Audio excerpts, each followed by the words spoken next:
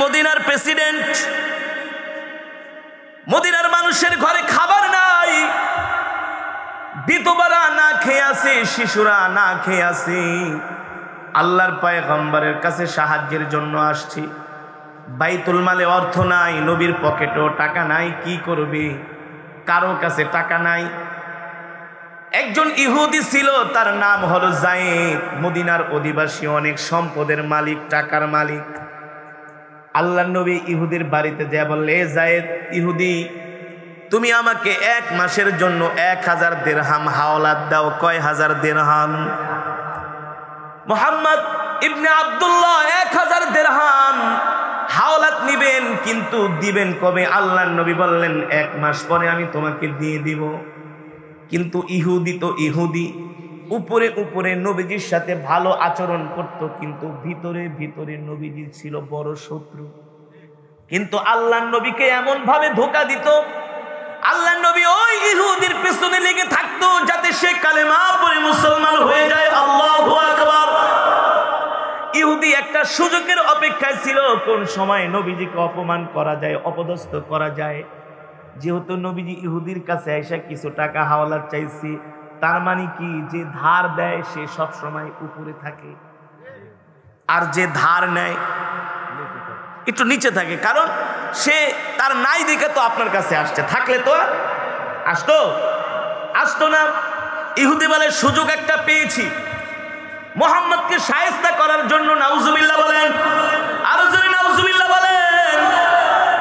আপনি যদি কাউকে কোনো কিছু হাওলাত দেন, কোনো মজমার মধ্যে তাকে আটকাবে না, যদি আপনার ঈমান না থাকে, আল্লাহর প্রতি ভয় না থাকে, ঠিক কিনা বলেন? উঁচু নিচু কথা যে কোনো সময় বলতে পারবেন। এগুলো হচ্ছে ইহুদি স্বভাবের মানুষ, এগুলো হচ্ছে মুনাফিক বেঈমানদের স্বভাব, যারা মানুষকে শুধু খোঁটা দেয়। আছে না এই সমাজে? কষ্ট দেয়, বলে, তোকে আমি এত সাহায্য করলাম, তুই আমার কথা শুনতে বাধ্য, বলে কি বলে না? আরে তুমি তো সাহায্য করেছো দুনিয়ার কোনো মানুষের জন্য নয়, কার জন্য? আরো জোরে বলেন, কার জন্য? তুমি তো আল্লাহর জন্য তাকে সাহায্য করেছো। মান আহাব্বা লিল্লাহ ওয়া আবগাদা লিল্লাহ, রাসূলের হাদিস। তুমি ভালোবাসবা তো কাউকে আল্লাহর জন্য ভালোবাসবা, কার উপরে রাগ করবা তো কার জন্য রাগ করবা? আল্লাহর জন্য রাগ করবা, নিজের ব্যক্তির স্বার্থে নয়। তুমি যদি কাউকে আল্লাহর জন্য ভালোবাসো, সেটাও ইবাদত। কাউকে যদি তুমি আল্লাহর জন্য রাগ করো কারো সাথে, সেটাও ইবাদত, ঠিক কিনা বলেন? আল্লাহর সন্তুষ্টির মাধ্যম। ইহুদি বলে, মুহাম্মদ সুযোগ পাইছি বলে 1000, কারো লাগলে বেশি নাও। নবীজি বলেন, না না ইহুদি 1000 দিরহাম দাও। 1000 দিরহাম ইহুদির কাছ থেকে আল্লাহর নবী হাওলাত আনলেন। এবার মদিনার ঘরে ঘরে যত বিধবা মহিলা ছিল, যাদের স্বামী যুদ্ধের ময়দানে বদরের প্রান্তরে শাহাদাত বরণ করেছেন, তাদের ঘরে ঘরে যায় বাজার করে করে পৌঁছে দিচ্ছেন। এতিম শিশুদের খেলনা কিনে দিচ্ছেন, কাপড় চোপড় কিনে দিচ্ছেন।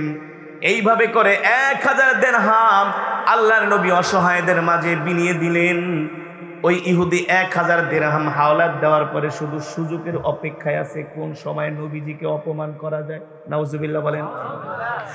সরকার দো আলম সাহাবীদের বিশাল এক জামাত নিয়ে একটা জানাজার নামাজে গেলেন।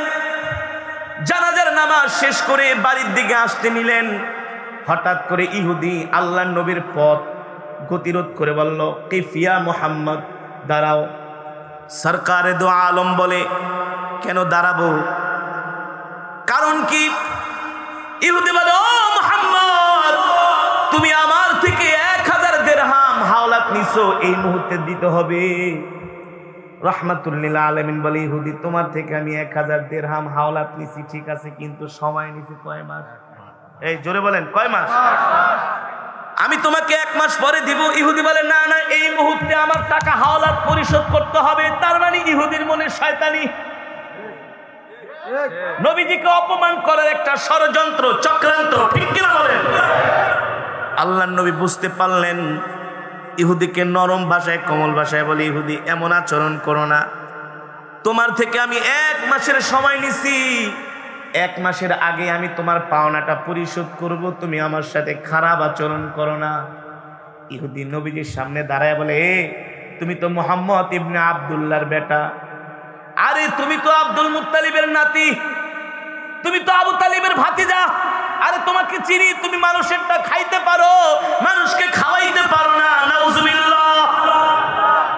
এই কথাগুলো আল্লাহর নবীকে বলতেছেন, এখানে নবীজিকে অপমান করা হচ্ছে। নবীজি বলে, ইহুদি এমন উচ্চবাচ্য কথা তুমি আমাকে বলো না, লজ্জা দিও না, আমি তোমার টাকা 1 মাসের আগে ফিরাই দিব। বলে, না না না, এই জায়গার মধ্যে আমাকে দাঁড়ায় টাকা দিতে হবে। এই কথা বলার পরে বলে, ইহুদি আমি তোমাকে তোমার পাওনা অল্প দিনের মধ্যেই পরিশোধ করে দিব, 1 মাস লাগবে না। এই কথা বলে আল্লাহর নবী হাঁটা শুরু করলেন। পিছন থেকে ইহুদি আমার নবীর জামার কালারে ধরে এমন জোরে একটা টান মারলেন, রহমাতুল লিল আলামিন এক টানে একেবারে জমিনের মধ্যে আল্লাহর নবী লুটায় পড়লেন। এমন জোরে টান মেরেছে, নবীজির জামা মুবারক পর্যন্ত খুলে গেছে। সিরাত ইবনে কাসির এর মধ্যে এমন ভাবে বর্ণনা করা হয়েছে, আপনি এই ঘটনা বললে নিজের চোখে পানি রাখতে পারবেন না। এই ঘটনাটা আমি নিজে যতবার পড়েছি ততবার আল্লাহর নবীর প্রেমে পাগল হয়ে চোখ দিয়া পানি ঝরিয়েছি। এমন জোরে টান দিলেন, নবীজির জামা মোবারক ছিঁড়ে গেল। নবীজি মাটির মধ্যে পড়ে গেলেন, ঘাড়ের মধ্যে, ঘাড় মোবারকের মধ্যে দাগ পড়ে গেল। দূর থেকে হযরত ওমর তাকায় তাকায় দেখতেছেন, ইহুদি আমার নবীকে এমন ভাবে অপমান করতেছে, ওমর কি আর সহ্য করতে পারে?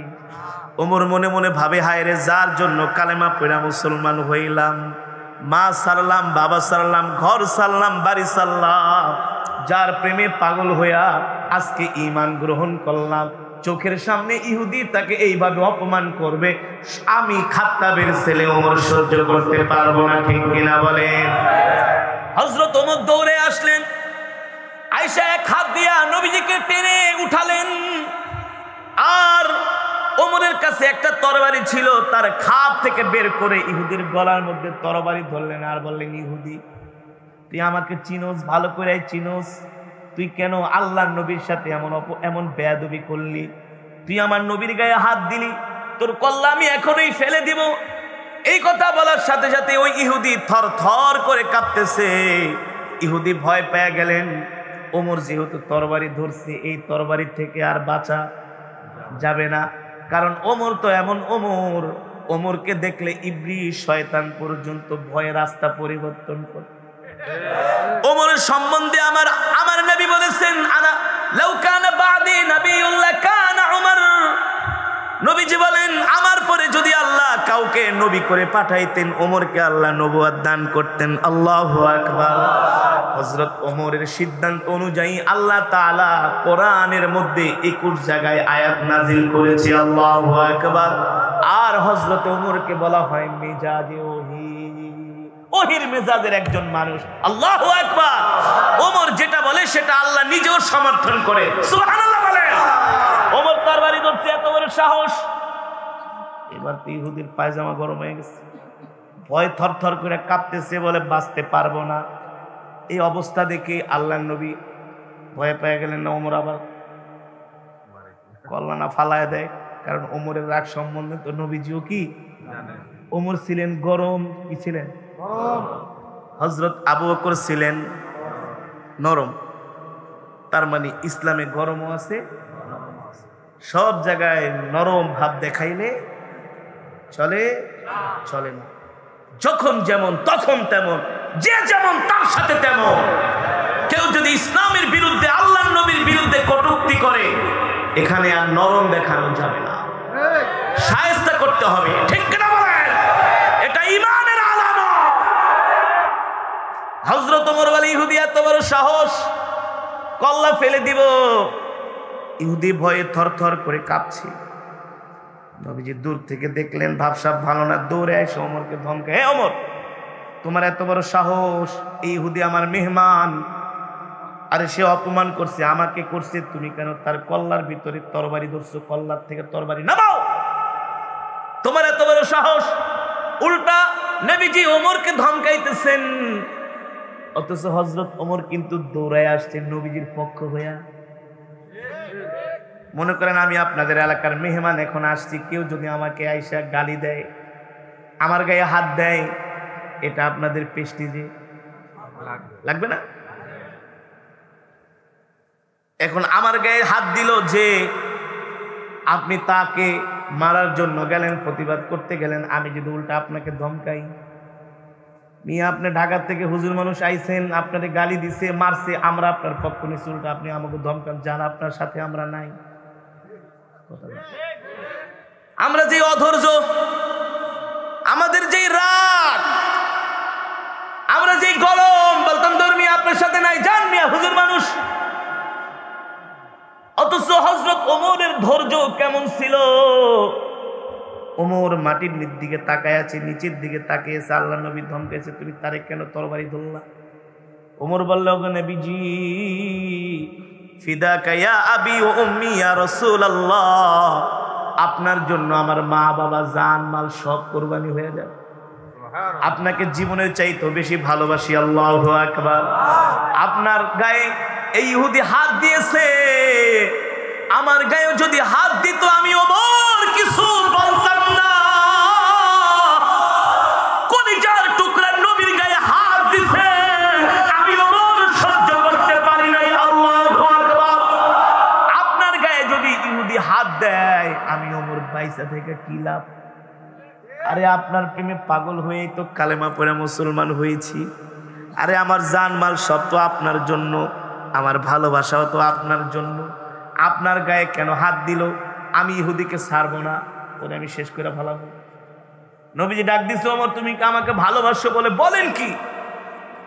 জীবনের চাইতেও ভালোবাসি, সব কিছুর চাইতে ভালোবাসি। রাহমাতুল লিল আলামিন বলে, যদি ভালোবাসো তাইলে আমার 1000 দিরহাম যাও শোধ করে দাও। একে খাইছে ধমক, দ্বিতীয় তখন আবার কি টাকা শোধ। আমরা হইলে কি বলতাম? খায়ালে কাম নাই, আপনার টাকা আমি শোধ করতে যাবো, ধমক দিছেন কেন? বলে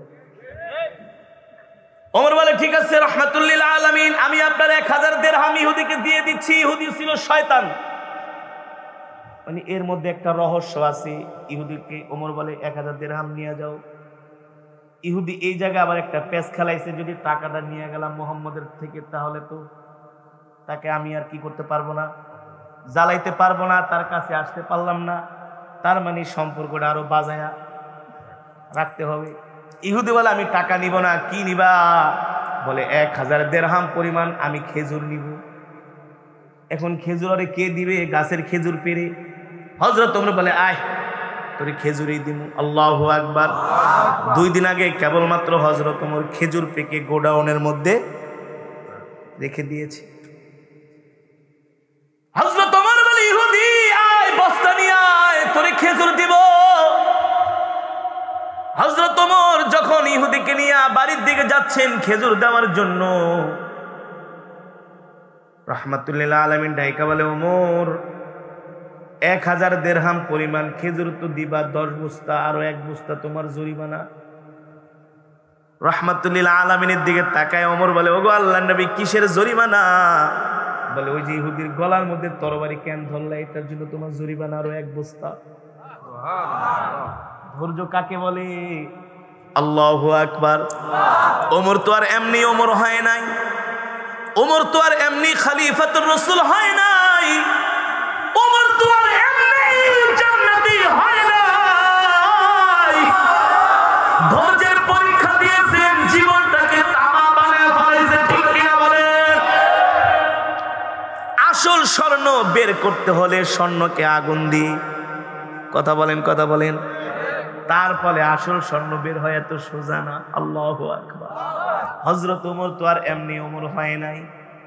ওমর একবারও কোনো রাগ করে বলে নাই, বলে ঠিক আছে রাহমাতুল লিল আলামিন, তরবারি ধরছি যান, এই কারণে আরো 1 বস্তা বেশি দিব। ইহুদিকে বাড়িতে নিয়ে গোলামকে ডাক দেওয়া, বলে, গোলাম গোডাউনের চাবিটা নিয়ে আসো। গোডাউনের চাবিটা নিয়ে তালা খুলে দেওয়া হলো। হযরত ওমর বলল, যা ইহুদি, তুই যতটুকুন পরিমাণ খেজুর পাস নাইপা নিয়ে যা। ইহুদি বস্তা নিয়ে আসলেন, উট নিয়ে আসলেন, খেজুর মাপতেছেন। 10 বস্তা মাপা শেষ।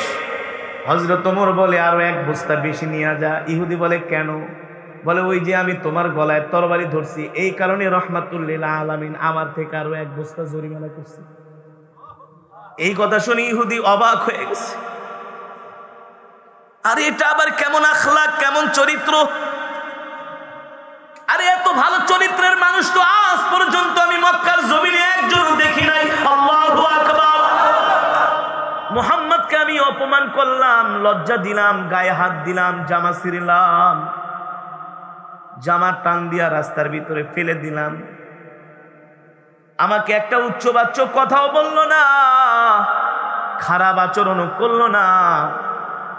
হায়রে, যে মানুষটা এত সুন্দর আচরণ করতে পারে, নিশ্চয়ই এত ভালো মানুষ আমি মক্কার জমিনে একজনও দেখি নাই। ঠিক কিনা বলে? আল্লাহু আকবার। ইহুদি মনে মনে ভাবে, না না না, আমি আমার ধর্মগ্রন্থ তাওরাতের মধ্যে যে মুহাম্মাদের কথা আমি শুনেছি, পড়েছি, জেনেছি, নিশ্চয়ই এই মুহাম্মদই হলো আল্লাহর পয়গম্বর। আল্লাহু আকবার। কারণ আমি তার যে আখলাক, চরিত্র, যে ধৈর্য, আমি তার মধ্যে বিনয়তা, ভদ্রতা দেখেছি, এটা সাধারণ কোনো মানুষ হতে পারে না। এবার ইহুদি 10 বস্তা 11 বস্তা 10 বস্তা নিয়ে ওমর বললেন আরো 1 বস্তা বেশি নাও। ও মুসলমান, আল্লাহ তাআলা এই কারণে দ্বীনের দাওয়াত দেওয়ার জন্য আল্লাহ তাআলা পয়গম্বরকে বলেছেন, নবী আপনি ধৈর্যশীল হইবেন। কি হবেন? 2 ধৈর্য যখন এক হয়ে গেছে, তখন আল্লাহ তাআলার রহমত নাজিল হয়েছে। এই কারণে আপনারা 1 খতম করে কোরআন শরীফের সওয়াব পেয়েছেন। ঠিক কিনা বলি? যে সংসারের মধ্যে স্বামীরও রাগ, স্ত্রীরও রাগ, ওই সংসারে কোনোদিন শান্তি আসে না।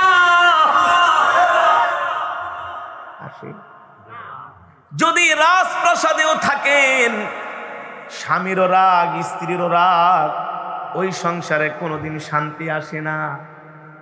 আর 2 জনই যদি ধৈর্যশীল হয়, রাজপ্রাসাদ লাগে না, একটা কুঁড়ের ঘরে থাকলেও মনে হয় জান্নাতের ভিতরে আছে। এটা ধৈর্য, এটা নিয়ামত। আল্লাহু আকবার। আল্লাহর নবীর হাদিস, হাশরের ময়দানে আল্লাহ ধৈর্যশীলদেরকে ডাকবে, আসো আসো, তোমরা বিপদে আপদে বালা মুসিবতে ধৈর্য ধরেছো, ইন্নাল্লাহা মা'আস সাবিরিন। আমি আল্লাহ কোরআনে বলেছি, আমি আল্লাহ ধৈর্যশীলদের সাথে আছি। তোমরা বিপদে পড়েছো, বালা মুসিবতে পড়েছো, অভাব অনটনে পড়েছো, অসুস্থতায় পড়েছো, ধৈর্য হারা হও নাই, আমার আল্লাহর উপর ধৈর্য ধরেছো, এর পুরস্কার হিসাবে আমি আল্লাহ তোমাদেরকে জান্নাত দিয়ে দিলাম। আল্লাহু আকবার। ইন্নাল্লাহা মা'আস সাবিরিন, এই কথা কি আমি বলেছি? নবী বলেছেন। কে বলেছেন? আল্লাহু আকবার। কোন সন্দেহ আছে? কোন সন্দেহ নাই। ইন্নাল্লাহা মা'আস সাবিরিন, আল্লাহ তাআলা বলে আমি আল্লাহ সবরকারীর সাথে আছি, ধৈর্যশীলদের সাথে আছি। যারা অধৈর্য হয়, রাগ করে, তাদের সাথে আমি আল্লাহ নাই। ঠিক কিনা বলেন? এই কারণেই তো আল্লাহ নবীর দরবারে একজন সাহাবী আসছে, গ্রাম্য সাহাবী। কি সাহাবী? শহরের মানুষ আর গ্রামের মানুষের মাঝে পার্থক্য আছে, আছে না? গ্রামের মানুষ সিরাজগঞ্জ, তারাস থেকে ঢাকায় গেছি বেড়াইতে। ভাই একজন মনে করেন জজ, সে তো শহরে থাকে, আর সে সারা জীবন চলল বিলের ভিতরে ছিল, আর ধান লাগাইছে, মাছ ধরছে, হাল চাষ করছে। শহরের হাব ভাব, এক্সেলেটার সিঁড়ি তো আর চাপ দেওয়া লাগে না, দাঁড়াইলে দৌড় মারে, সে তো সিঁড়ি দিকে ডরে শুয়ে পড়ছে। নিয়ে গেছে চাইনিজে, নিয়ে দিছে নুডলস খাওয়াইতে, দেখতে দেখতে কেচ্ছার মতো লাগে। সমাজের হাব ভাব, শহরের হাব ভাব জানে না। গ্রামের মানুষ একটু সরল সহজ হয়। কথা বল। আর ঢাকার গুলো হলো বাটপার। গ্রাম্য মানুষ সহজ সরল, এটা শুধু এই জামানায় না, আল্লাহ নবীর জামানায়ও ছিল। গ্রামের মানুষ খাঁটি মানুষ, গ্রামের আবহাওয়াও খাঁটি। এই কারণে সেই আরব বসন্তেও, আরবের ওই যুগেও যখন শহরের মধ্যে কোনো শিশু জন্ম নিত তাদেরকে পালতে দত্তক দিয়ে দিত। গ্রামে যখন 4-5 বছর 10 বছর হইতো গ্রাম থেকে আনতো, কারণ গ্রামের আবহাওয়া ভালো, ঠিক কেন বলেন? খাওয়া দাওয়া ভালো, কোনো ভেজাল নাই, চলন বিলের মাছ 100% খাঁটি, কোনো ফরমালিন নাই। আর ঢাকার শহরে যেই মাছ যায় জনমের মতো ফরমালিন দেয় যাতে 1 মাসেও না পচে, ঠিক কেন বলেন? এই কারণে গ্রাম্য একজন সাহাবী আসছে আল্লাহ নবীর দরবারে, হাব্বাব কিছুই বুঝে না, নবীর মোহাব্বতে আয়েশা বলে, গো আল্লাহর নবী, আমি আপনার দরবারে আসছি, আপনি আমাকে কিছু নসিহত করেন, কিছু ওয়াজ করেন, আমি আপনার মুখ জবান থেকে ওয়াজ শোনার জন্য আসছি। যেমন আপনারা এই গভীর রজনীতে রাত 12টা বেজে গেছে, এখনো এইখানে যারা আছেন ম্যাক্সিমাম মানুষ রাত্রবেলা খায় নাই, আছে না? আমিও কিন্তু খাই নাই, সেই দুপুর 2টা বাজে ভাত খেয়ে রওনা করছি, এখন বাজে কয়টা? রাত 12:30। ক্ষুধা কি আপনাদের বেশি লাগছে না আমার? কথা বলেন। বিশ্বাস করেন আজকের জার্নি করার পরে আমার মন মেজাজ এত খারাপ হয়ে গেছে, আমার উচিত ছিল আইসা 1 ঘন্টা নাক টেনে ঘুমানো, সেই সময় কি আর আছে? হইতে গেলে আইসে রাত 12টা বাজে, অনাবর যায় হইছে, এটা ধরে লয় ময়মনসিংহের মতন। ময়মনসিংহের ওয়াজ করে, বক্তা দাওয়াত দেয় 10-12 জন, সিরিয়াল দেয় 1 2 3 4 5 6, আবার নাম্বার দেওয়া থাকে। ওখানে তো সারা রাত ওয়াজ হয়, এই 14 নাম্বারে ডেক্কা লয়, কয় নাম্বারটা? মানে হুজুরের সিরিয়াল হলো রাত 2:30 3টার দিকে, আর সিরিয়াল বছর 14, 15টারে রেডি থাকতে না।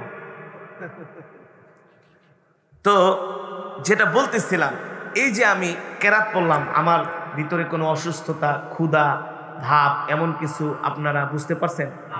পারবেন না। এটা কোরআনের মুজিজা। এটা কি? এটা কোরআনের মুজিজা, এটা পারবেন না। রমজান মাসে রোজা রেখে কেরাত পড়ি, মাসে কেরাত শুনে আগে, হুজুর আপনি কি রোজা রোজা রাখছেন নাকি? আমি কেন রোজা রাখলে কেবল এত জোরে কেরাতে টান দিতে পারে? এটা কোরআনের মুজিজা। আল্লাহু আকবার। আপনি যদি আল্লাহর কোরআনের পক্ষে থাকেন, আল্লাহ বলছেন ইন্না নাহনু নাযালনা যিকরা ওয়া ইন্না লাহু লাহাফিজুন।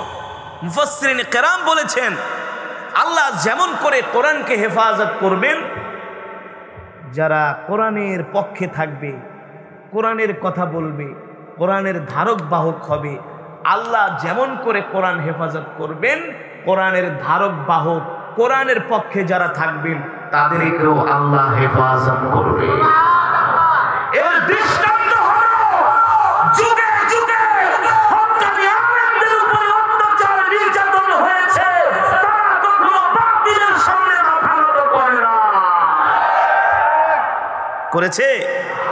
তারা জেল, জুলুম, অত্যাচার, নির্যাতন সহ্য করেছে, বাতিলের সামনে কি করে না?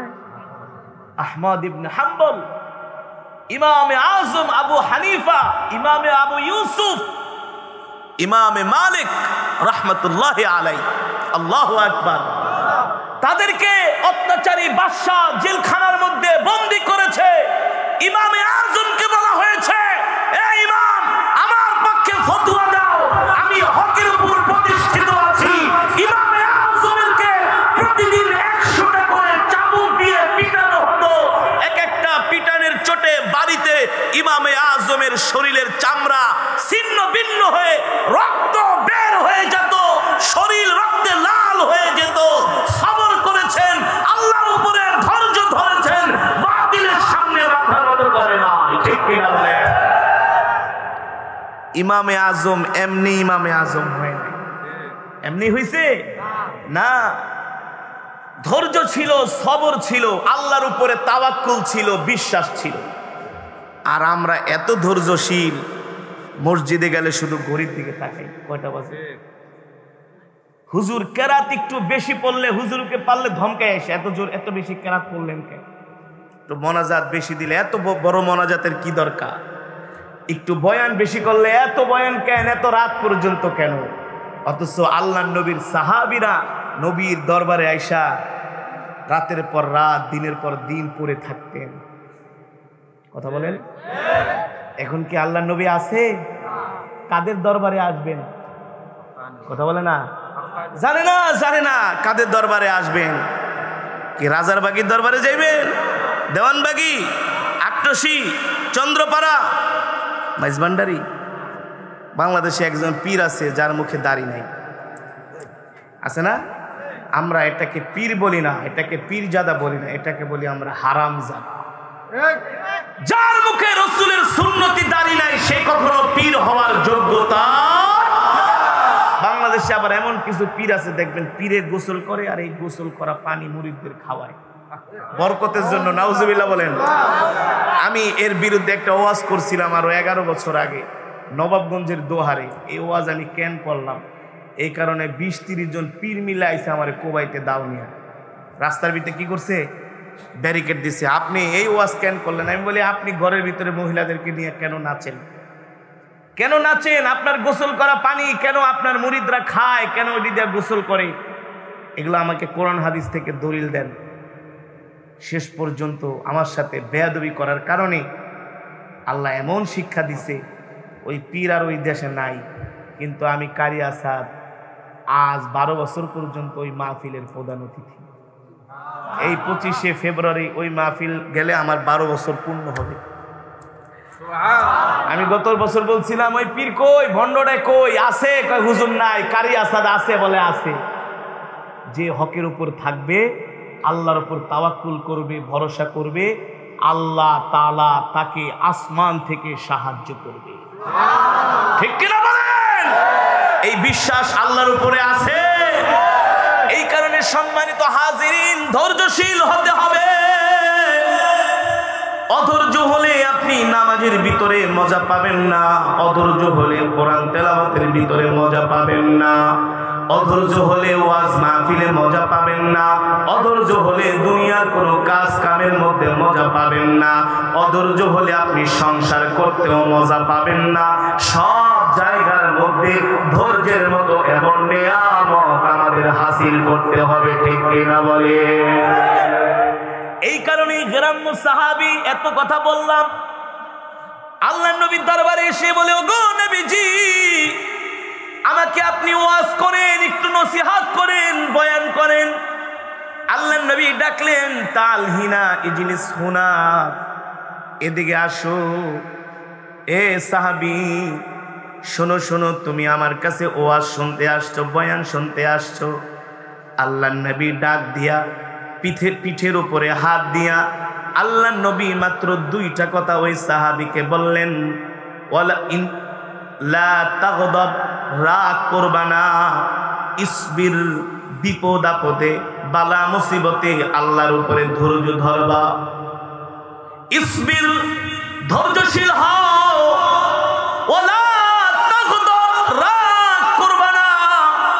এ সাহাবী, যাও যাও, তোমার জন্য আমার এই 2টা নসিহত।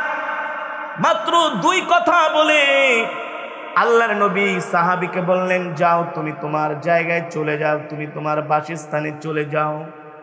সাহাবীটা আবেগ নিয়ে নবীজির দিকে তাকায় বলো, গো আল্লাহর পয়গম্বর মুহাম্মদ সাল্লাল্লাহু আলাইহি সাল্লাম, আমি একজন গ্রামের মানুষ, এত দূর থেকে জার্নি করে সফর করে আপনার দরবারে এসেছি। আমি মনে করেছিলাম আপনি আমাকে একটু লম্বা চূড়া বয়ান করবেন, কিন্তু 2টা কথা বলে আমাকে বিদায় দিয়া দিলেন। এই 2টা কথা আমল করলে আমার কি হবে? আল্লাহর পয়গম্বর বলে, সাহাবীরে, এই 2টা কথা যদি তুমি তোমার জীবনে বাস্তবায়িত করতে পারো, আল্লাহ তোমাকে বিনা হিসাবে জান্নাত দিয়ে দিবে। আল্লাহু আকবার। যারা বলেন আল্লাহু আকবার। বিশ্বাস হয় কি হয় না? মানুষের যত অশান্তির মূল কারণ হলো রাগ করা। কি করা? রাগ করা। আর মানুষের সফলতার সবচেয়ে বড় হাতিয়ার হলো সবর করা, ধৈর্যশীল হওয়া। ঠিক কিনা বলেন? আল্লাহর নবী, মদিনার প্রেসিডেন্ট, মদিনার মানুষের ঘরে খাবার নাই, বিধবারা না খেয়ে আছে, শিশুরা না খেয়ে আছে। আল্লাহর পয়গম্বরের কাছে সাহায্যের জন্য আসছি। বাইতুল মালে অর্থ নাই, নবীর পকেটেও টাকা নাই, কি করবে? কারো কাছে টাকা নাই। একজন ইহুদি ছিল, তার নাম হলো যায়েদ, মদিনার অধিবাসী, অনেক সম্পদের মালিক, টাকার মালিক। আল্লাহর নবী ইহুদির বাড়িতে যায়, বললে যায়েদ ইহুদি, তুমি আমাকে 1 মাসের জন্য 1000 দিরহাম হাওলাত দাও। কয় হাজার দিরহাম? মুহাম্মদ ইবনে আব্দুল্লাহ 1000 দিরহাম হাওলাত নিবেন, কিন্তু দিবেন কবে? আল্লাহর নবী বললেন 1 মাস পরে আমি তোমাকে দিয়ে দিব। কিন্তু ইহুদি তো ইহুদি, উপরে উপরে নবীজির সাথে ভালো আচরণ করত, কিন্তু ভিতরে ভিতরে নবীজি ছিল বড় শত্রু। কিন্তু আল্লাহর নবীকে এমন ভাবে ধোঁকা দিত, আল্লাহর নবী ওই ইহুদির পেছনে লেগে থাকতো যাতে সে কালেমা পড়ে মুসলমান হয়ে যায়। আল্লাহু আকবার। ইহুদি একটা সুযোগের অপেক্ষায় ছিল, কোন সময় নবীজিকে অপমান করা যায়, অপদস্থ করা যায়। যেহেতু নবীজি ইহুদির কাছে এসে কিছু টাকা হাওলাত চাইছি, তার মানে কি, যে ধার দেয় সে সব সময় উপরে থাকে, আর যে ধার নেয় একটু নিচে থাকে। কারণ সে তার নাই দিকে তো আপনার কাছে আসছে, থাকলে তো আসতো না। ইহুদি বলে সুযোগ একটা পেয়েছি, মুহাম্মদকে শায়েস্তা করার জন্য। নাউজুবিল্লাহ বলেন, আরো জোরে নাউজুবিল্লাহ বলেন। আপনি যদি কাউকে কোনো কিছু হাওলাত দেন, কোনো মজমার মধ্যে তাকে আটকাবে না, যদি আপনার ঈমান না থাকে, আল্লাহর প্রতি ভয় না থাকে, ঠিক কিনা বলেন? উঁচু নিচু কথা যে কোনো সময় বলতে পারবেন। এগুলো হচ্ছে ইহুদি স্বভাবের মানুষ, এগুলো হচ্ছে মুনাফিক বেঈমানদের স্বভাব, যারা মানুষকে শুধু খোঁটা দেয়। আছে না এই সমাজে? কষ্ট দেয়, বলে তোকে আমি এত সাহায্য করলাম, তুই আমার কথা শুনতে বাধ্য, বলে কি বলে না? আরে তুমি তো সাহায্য করেছো দুনিয়ার কোনো মানুষের জন্য নয়, কার জন্য? আরো জোরে বলেন, কার জন্য? তুমি তো আল্লাহর জন্য তাকে সাহায্য করেছো। মান আহাব্বা লিল্লাহ ওয়া আবগাদা লিল্লাহ, রাসূলের হাদিস। তুমি ভালোবাসবা তো কাউকে আল্লাহর জন্য ভালোবাসবা, কার উপরে রাগ করবা তো কার জন্য রাগ করবা? আল্লাহর জন্য রাগ করবা, নিজের ব্যক্তি স্বার্থে নয়। তুমি যদি কাউকে আল্লাহর জন্য ভালোবাসো সেটাও ইবাদত। কাউকে যদি তুমি আল্লাহর জন্য রাগ করো কারো সাথে, সেটাও ইবাদত। ঠিক কিনা বলেন?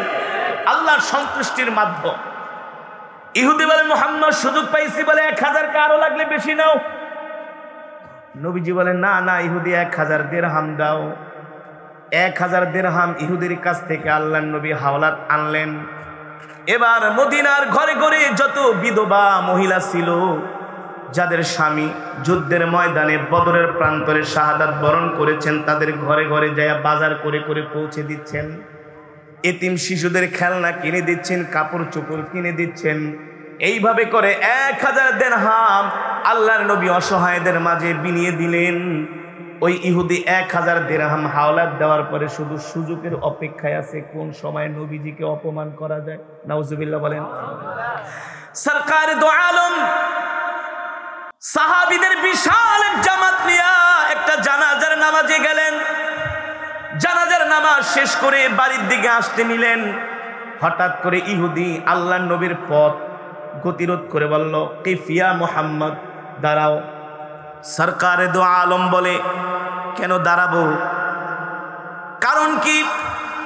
ইহুদি বলে, ও মুহাম্মদ, তুমি আমার থেকে 1000 দিরহাম হাওলাত নিছো, এই মুহূর্তে দিতে হবে। রাহমাতুল লিল আলামিন বলে, ইহুদি তোমার থেকে আমি 1000 দিরহাম হাওলাত নিছি, ঠিক আছে, কিন্তু সময় নিছি কয় মাস? এই জোরে বলেন, কয় মাস? আমি তোমাকে 1 মাস পরে দিব। ইহুদি বলে, না না, এই মুহূর্তে আমার টাকা হাওলাত পরিশোধ করতে হবে। তার মানে ইহুদির মনে শয়তানি, নবীজিকে অপমান করার একটা ষড়যন্ত্র, চক্রান্ত, ঠিক কিনা বলেন?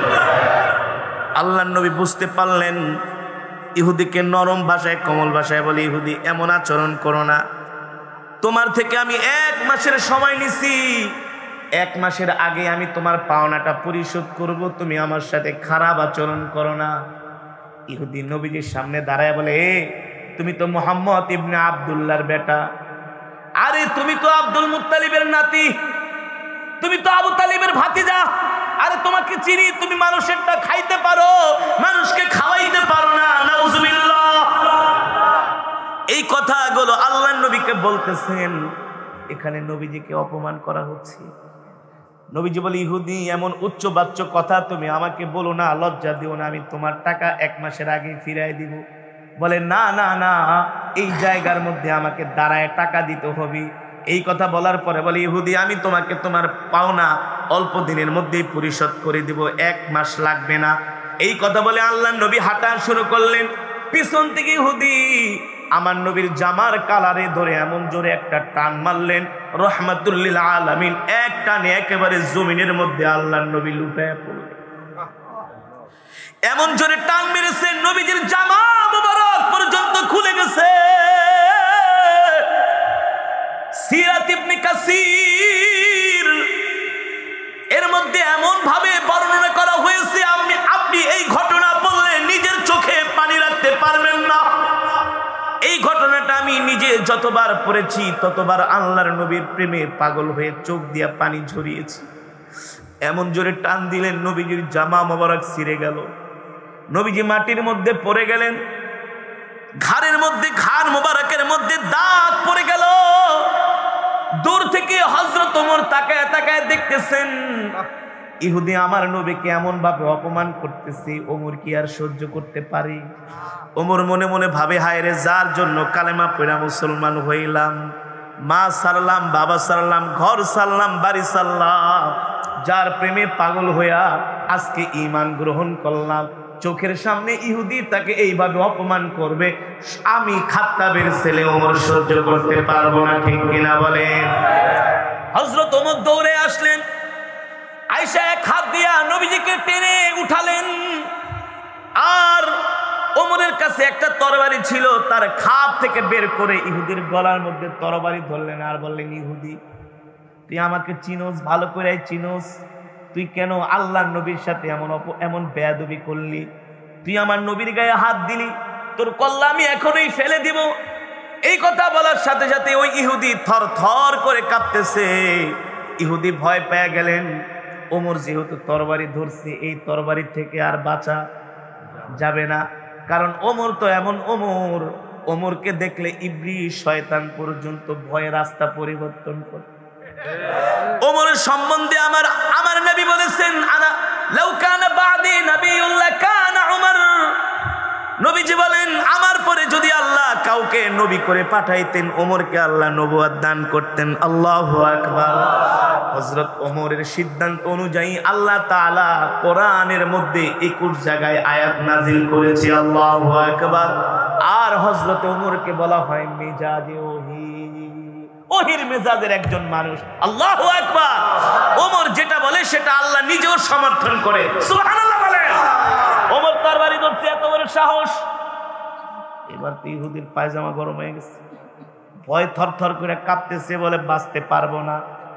এই অবস্থা দেখে আল্লাহর নবী ভয় পেয়ে গেলেন না, ওমর আবার কল্লা না ফালায় দেয়, কারণ ওমরের রাগ সম্বন্ধে তো নবীজিও কি ওমর ছিলেন গরম, কি ছিলেন?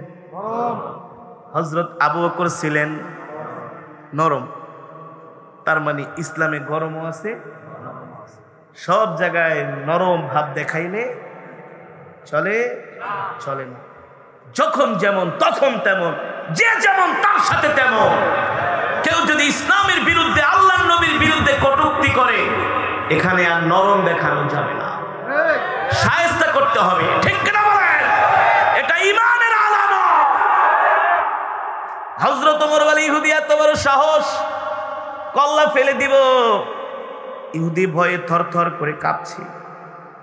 নবীজি দূর থেকে দেখলেন ভাবসাব ভালো না, দৌড়ে এসে ওমরকে ধমকে, হে ওমর, তোমার এত বড় সাহস, এই ইহুদি আমার মেহমান, আরে সে অপমান করছে, আমাকে করছে, তুমি কেন তার কল্লার ভিতরে তরবারি ধরছো? কল্লার থেকে তরবারি নামাও, তোমার এত বড় সাহস। উল্টা নবীজি ওমরকে ধমকাইতেছেন, অথচ হযরত ওমর কিন্তু দৌড়ায় আসছেন নবীজির পক্ষ হইয়া। মনে করেন আমি আপনাদের এলাকার মেহমান, এখন আসছি, কেউ যদি আমাকে আইসা গালি দেয়, আমার গায়ে হাত দেয়, এটা আপনাদের প্রেস্টিজে লাগবে না?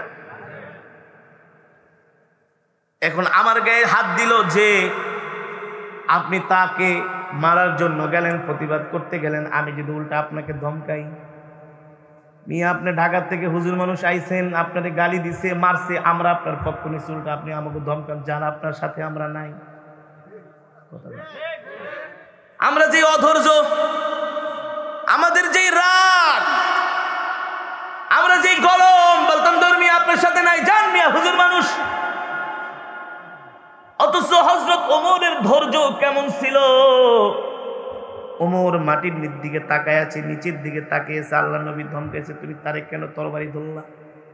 ওমর বলল, ওগো নবীজি, ফিদাকা ইয়া আবি ওয়া উম্মি ইয়া রাসূলুল্লাহ, আপনার জন্য আমার মা বাবা জান মাল সব কুরবানি হয়ে যায়, আপনাকে জীবনের চাইতেও বেশি ভালোবাসি। আল্লাহু আকবার। আপনার গায়ে এই ইহুদি হাত দিয়েছে, আমার গায়ে যদি হাত দিত আমি ওমর কিছু বলতাম না। কলিজার টুকরা নবীর গায়ে হাত দিছে, আমি ওমর সহ্য করতে পারি নাই। আল্লাহু আকবার। আপনার গায়ে যদি ইহুদি হাত দেয়, আমি ওমর বাইসা থেকে কি লাভ? আরে আপনার প্রেমে পাগল হয়ে তো কালেমা পড়ে মুসলমান হয়েছি। আরে আমার জান মাল সব তো আপনার জন্য, আমার ভালোবাসাও তো আপনার জন্য। আপনার গায়ে কেন হাত দিল? আমি ইহুদিকে ছাড়বো না, ওরে আমি শেষ করে ফেলাবো। নবীজি ডাক দিছে, ওমর তুমি আমাকে ভালোবাসো বলে বলেন কি? জীবনের চাইতেও ভালোবাসি, সব কিছুর চাইতে ভালোবাসি। রাহমাতুল লিল আলামিন বলে, যদি ভালোবাসো তাইলে আমার 1000 দিরহাম যাও শোধ করে দাও। একে খাইছে ধমক, দ্বিতীয় তখন আবার কি টাকা শোধ। আমরা হইলে কি বলতাম, খায়ালে এক কাম নাই, আপনার টাকা আমি শোধ করতে যাবো, ধমক দিছেন কেন? বলে ওমর বলে, ঠিক আছে রাহমাতুল লিল আলামিন, আমি আপনার 1000 দিরহাম ইহুদিকে দিয়ে দিচ্ছি। ইহুদি ছিল শয়তান, মানে এর মধ্যে একটা রহস্য আছে। ইহুদিকে ওমর বলে 1000 দিরহাম নিয়ে যাও। ইহুদি এই জায়গায় আবার একটা পেস খেলাইছে, যদি টাকাটা নিয়ে গেলাম মুহাম্মদের থেকে, তাহলে তো তাকে আমি আর কি করতে পারবো না, জ্বালাইতে পারবো না, তার কাছে আসতে পারলাম না, তার মানে সম্পর্কটা আরো বাজায়া রাখতে হবে। ইহুদি বলে, আমি টাকা নিব না। কি নিবা? বলে 1000 দিরহাম পরিমাণ আমি খেজুর নিব।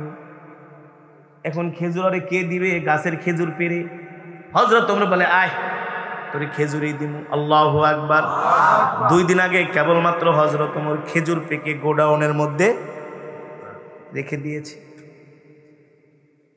হযরত ওমর বলে, ইহুদি আয়, বস্তা নিয়ে আয়, তোরে খেজুর দিব। হযরত ওমর যখন ইহুদিকে নিয়ে বাড়ির দিকে যাচ্ছেন খেজুর দেওয়ার জন্য, রাহমাতুল লিল আলামিন ডাইকা বলে, ওমর 1000 দিরহাম পরিমাণ খেজুর তো দিবা, 10 বস্তা, আরো 1 বস্তা তোমার জরিমানা। রাহমাতুল লিল আলামিনের দিকে তাকায় ওমর বলে, ওগো আল্লাহর নবী, কিসের জরিমানা? বলে, ওই যে ইহুদির গলার মধ্যে তরবারি কেন ধরলা, এটার জন্য তোমার জরিমানা আরো 1 বস্তা। ধৈর্য কাকে বলে? আল্লাহু আকবার। ওমর তো আর এমনি ওমর হয় নাই, ওমর তো আর এমনি খলিফাতুর রাসূল হয় নাই, ওমর তো আর এমনি জান্নাতি হয় নাই। ধৈর্যের পরীক্ষা দিয়েছেন, জীবনটাকে তামা বানায় ফেলেছে। ঠিক কিনা বলেন? আসল স্বর্ণ বের করতে হলে স্বর্ণকে আগুন দিয়ে, কথা বলেন, কথা বলেন, তারপরে আসল স্বর্ণ বের হয়, এত সোজা না। আল্লাহু আকবার। হযরত ওমর তো আর এমনি ওমর হয় নাই। ওমর একবারও কোনো রাগ করে বলে নাই, বলে ঠিক আছে রাহমাতুল লিল আলামিন, তরবারি ধরছি, যান, এই কারণে আরো 1 বস্তা বেশি দিব। ইহুদিকে বাড়িতে নিয়ে গোলামকে ডাক দেওয়া, বলে, গোলাম গোডাউনের চাবিটা নিয়ে আসো। গোডাউনের চাবিটা নিয়ে তালা খুলে দেওয়া হলো। হযরত ওমর বলল, যা ইহুদি, তুই যতটুকুন পরিমাণ খেজুর পাস নাইপা নিয়ে যা। ইহুদি বস্তা নিয়ে আসলেন, উট নিয়ে আসলেন, খেজুর মাপতেছেন। 10 বস্তা মাপা শেষ। হযরত ওমর বলে আরো 1 বস্তা বেশি নিয়ে যা। ইহুদি বলে কেন? বলে ওই যে আমি তোমার গলায় তরবারি ধরছি, এই কারণে রহমাতুল লিল আলামিন আমার থেকে আরো 1 বস্তা জরিমানা করছে। এই কথা শুনে ইহুদি অবাক হয়ে গেছে। আরে এটা আবার কেমন আখলাক, কেমন চরিত্র! আরে এত ভালো চরিত্রের মানুষ তো আজ পর্যন্ত আমি মক্কার জমিনে একজনও দেখি নাই। আল্লাহু আকবার। মুহাম্মদকে আমি অপমান করলাম, লজ্জা দিলাম, গায়ে হাত দিলাম, জামা ছিঁড়লাম, জামা টান দিয়া রাস্তার ভিতরে ফেলে দিলাম। আমাকে একটা উচ্চবাচ্য কথাও বললো না, খারাপ আচরণও করলো না। হায়রে, যে মানুষটা এত সুন্দর আচরণ করতে পারে, নিশ্চয়ই এত ভালো মানুষ আমি মক্কার জমিনে একজনও দেখি নাই। ঠিক কিনা বলে? আল্লাহু আকবার। ইহুদি মনে মনে ভাবে, না না না, আমি আমার ধর্মগ্রন্থ তাওরাতের মধ্যে যে মুহাম্মাদের কথা আমি শুনেছি, পড়েছি, জেনেছি,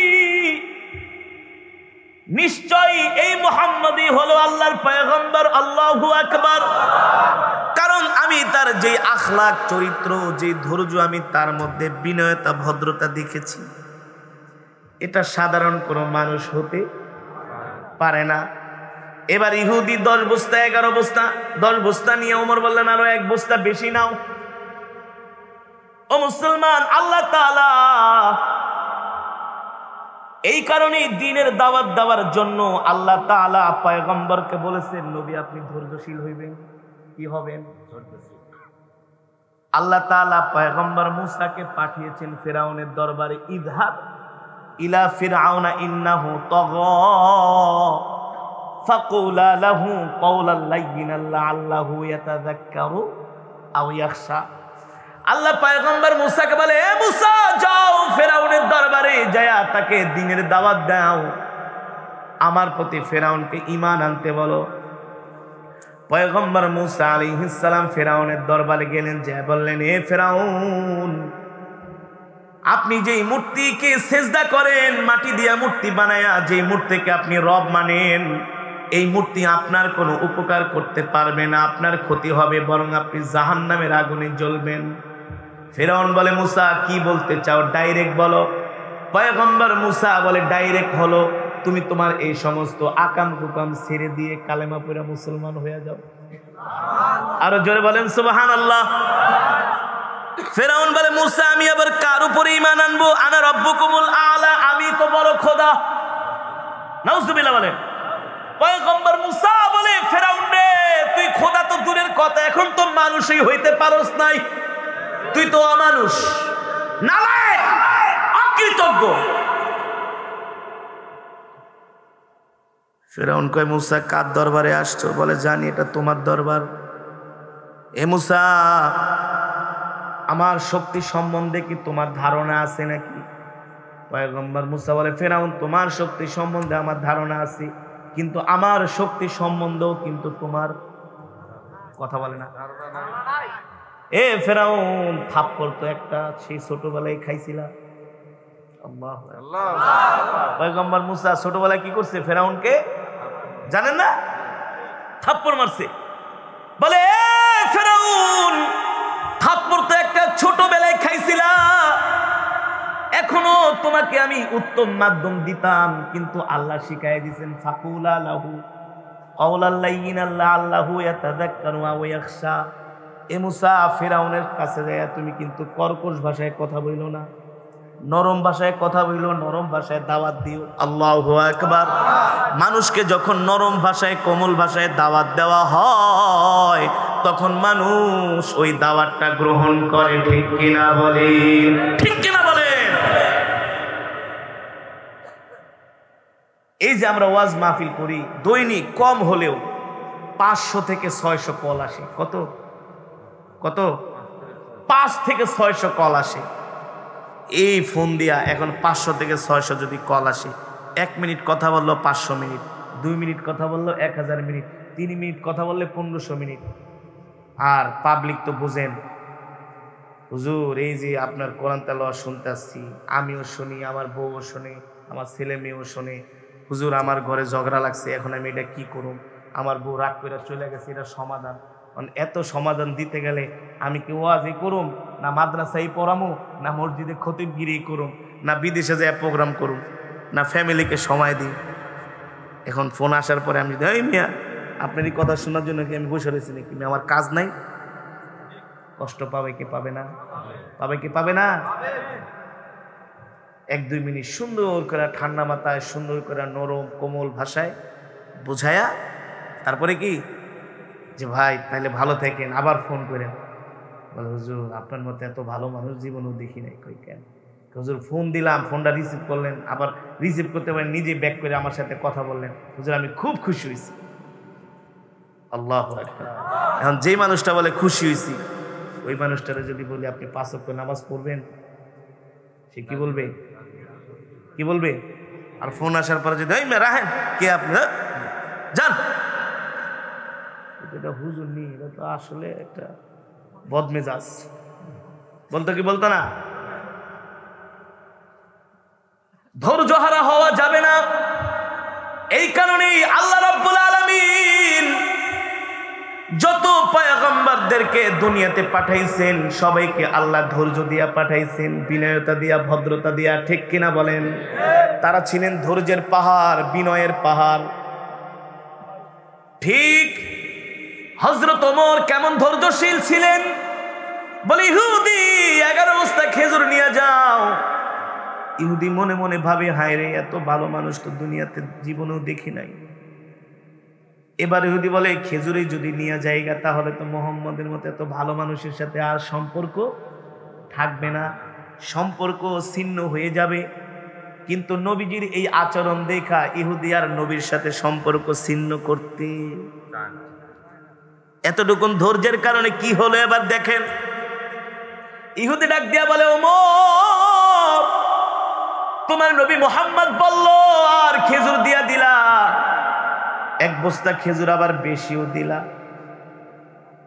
ওমর এত ত্যাগ স্বীকার করলা, এত অপমান করলাম, কিন্তু একবারও প্রতিবাদ করলা না। তোমার নবী মুহাম্মদও প্রতিবাদ করলো না। তোমাদের মতো এত ভালো মানুষ আমি আজ পর্যন্ত মক্কার জমিনে দেখি নাই। ওমর বলে এত কথা বলার দরকার নাই, তুমি খেজুর নিয়ে চলে যাও। আল্লাহু আকবার।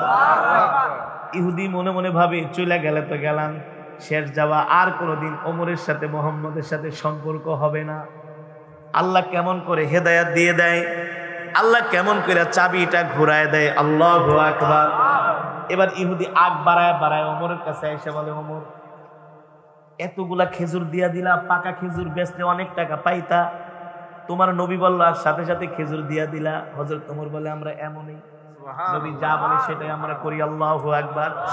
প্রশ্ন করি না, প্রশ্নের ভানও আমরা ধরি না। আল্লাহু আকবার। ইহুদি বলে এটা আবার কেমন কথা, এত ভালোবাসে মুহাম্মদকে।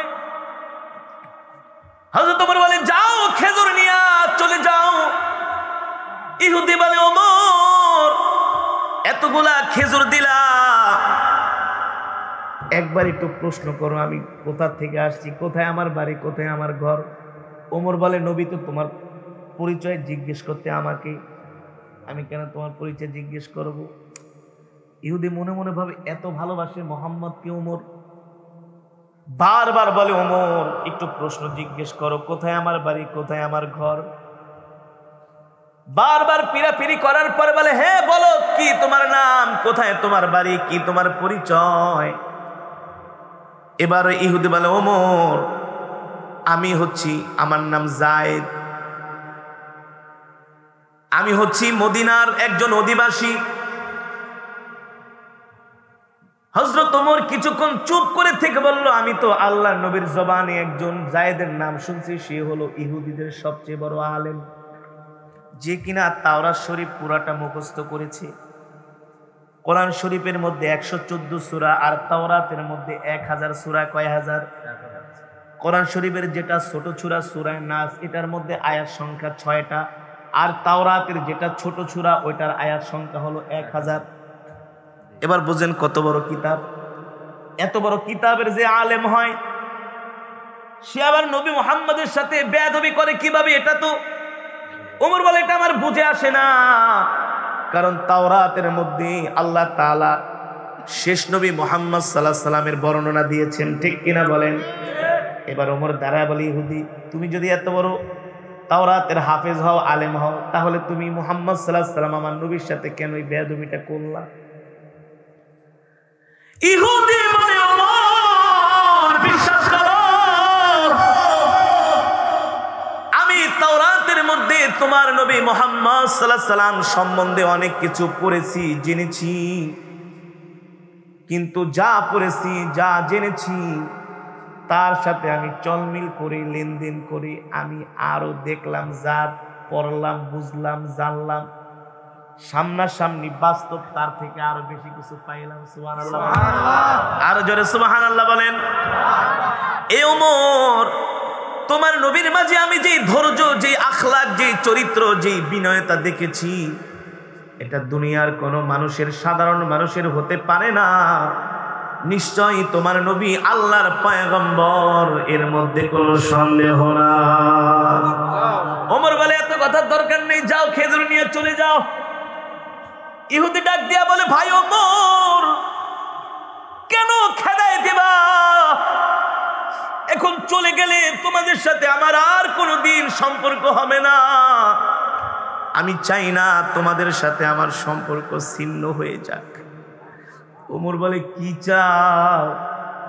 ইহুদি বলে, আল্লাহি রব্বি মূসা, আমার নবী মূসার কসম খায়া বলতেছি, তোমার নবী মুহাম্মদ সাল্লাল্লাহু আলাইহি সাল্লাম দুনিয়ার কোন সাধারণ মানুষ নয়, তোমার নবী হলো আল্লাহর পয়গম্বর, কোনো সন্দেহ নাই। আল্লাহু আকবার। হযরত ওমর বলে, কি করতে চাও? ইহুদি বলে, ওমর রে, আমি তাওরাতের মধ্যে তোমার নবী সম্বন্ধে যা জেনেছি, পড়েছি, সব পুঙ্খানুপুঙ্খানুভাবে আমি তার মধ্যে সেই আলামতগুলো পেয়েছি। আল্লাহু আকবার। এ ওমর, আমি আর খেজুর ঠেজুর কিছুই নিব না, সব রাইখা দাও, খেদায়া দিও না। ওমর, তোমরা আমাকে জুদা করে দিও না। হযরত ওমর বলে, কি চাও? ইহুদি বলে, ওমর, আমাকে বুকে টাইনা নাও, আমিও চাই তোমার নবীর হাতে হাত রেখে কালেমা পড়ে মুসলমান হয়ে যাব। আল্লাহু আকবার। জোরে বলেন আল্লাহু আকবার। ওমর বলে, সত্যি? সত্যি, 100%, চলো। এবার ইহুদির হাত ধরে ওমর নবীজির বাড়ির দিকে যাইতেছে। সুবহানাল্লাহ বলেন। যে ওমর একটু আগে কল্লা কাটার জন্য কি ধরছিল? তরবারি, রাগ করছিল, এই দুইজনে এখন কি হাসি খুশিতে নবীজির বাড়ির দিকে যাইতেছে গল্প করতে করতে। নবীজি দূর থেকে দেখতেছে ইহুদির হাত ধরে ওমর যাচ্ছে। নবীজির বাড়িতে গেলে আল্লাহ নবী বলে, ওমর, কি ব্যাপার? লিমা তাদহাক, হাসতেছো কেন? ওমর বলে, ওগো আল্লাহর নবী, কারণ আছে, রহস্য আছে। কি রহস্য? বাড়ি ইহুদিকে নিয়ে ঘরে ঢুকছে। দীর্ঘক্ষণ কথা বলার পরে ইহুদি বলল, ওগো মুহাম্মদ ইবনে আব্দুল্লাহ, আমি তাওরাতের মধ্যে আপনার সম্বন্ধে যা পড়েছি, বাস্তবে আমি তার চাইতে আরো বেশি পেয়েছি। সুবহানাল্লাহ বলেন, আর জোরে বলেন সুবহানাল্লাহ। কারণ কিতাব পড়ে, বই পড়ে অতটা তো মর্মবাণী অনুধাবন করা যায় না, বাস্তবে চললে ফিরলে তার মধ্যে যে আখলাক, চরিত্র ফুটে ওঠে। পয়গম্বর বলে, যাও খেজুর নিয়ে বাইক চলে যাও। ইহুদি বলে, না না না, আর কোনোদিন বাড়িতে যাব না, খেজুরের দরকার নাই। সরকারে দো আলম বলে, কি চাস? ইহুদি বলে, এই মুহূর্তে আপনার হাতে হাত রেখে আমাকে কালেমা পড়ায় মুসলমান বানায়। আরো জোরে বলেন সুবহানাল্লাহ। ইহুদি কালেমা পড়ে মুসলমান হয়ে গেল। ওমর মুস্কি মুস্কি হাসতেছে, সাহাবীরা হাসতেছে। সরকারে দো আলম বলে, ওমর, যদি এটারে কোপ দিয়া কল্লাটা ফালাই দিতা কি হইতো? মরে যেত। কিন্তু একটু ধৈর্য ধরছো, সবর করেছো, এই কারণে ইহুদিকে আল্লাহ আমাদের ভাই বানায়। শুধু সবরের কারণে, ধৈর্যের কারণে, ঠিক কিনা বলেন? এই কারণে বাবারা, ভাইয়েরা, মা বোনেরা যারা শুনতেছেন, যুবকেরা, ধৈর্যের কোনো বিকল্প না। আমাদের ধৈর্যশীল হতে হবে, সবরকারী হতে হবে, ঠিক কিনা বলেন? বিপদে আপদে, বালা মুসিবতে আমরা সবর করব কার উপরে? মানুষ আমাদেরকে কষ্ট দিবে, কিন্তু আমরা কাউকে কষ্ট ক্ষমা করব কার জন্য? আরো জোরে বলেন, কার জন্য? আমরা আল্লাহর জন্য ক্ষমা করে দেব, ঠিক কিনা বলেন? তাহলে আজকের মাহফিলে বয়ান এসে আমরা কি শিখলাম, কি জানলাম? আমরা এটাই জানলাম, আমরা আজ থেকে ধৈর্যশীল হব, একজন আরেকজনকে ক্ষমা করে দিব, ঠিক কিনা বলেন? মান আহাব্বা লিল্লাহ, আমরা যদি কাউকে ভালোবাসি কার জন্য? আল্লাহ। ওয়া আবগাদা লিল্লাহ, কারোর উপরে যদি আমরা রাগ করি কার জন্য? ব্যক্তি স্বার্থে নয়। একজন মুমিনের সব কর্ম হবে আল্লাহ আল্লাহ রাসূলের সন্তুষ্টির জন্য, ঠিক কিনা বলেন? তাহলে আমরা ধৈর্যশীল হব তো? ঘরে যে ঘরওয়ালির সাথে রাগ করব, ধমকাবো না, ঝগড়া করব না। আর ধমকায়া আপনি কিছুই করতে পারবেন না। ওস্তাদের মারি শেষ রাইতে ধমকাইবেন, তরকারিতে লবণ বেশি দিন, ধমকাইবেন ভাত বেশি ফুটায় রাখবেন, ধমকাইবেন কাপড় চোপড় ধুইয়া দিব না,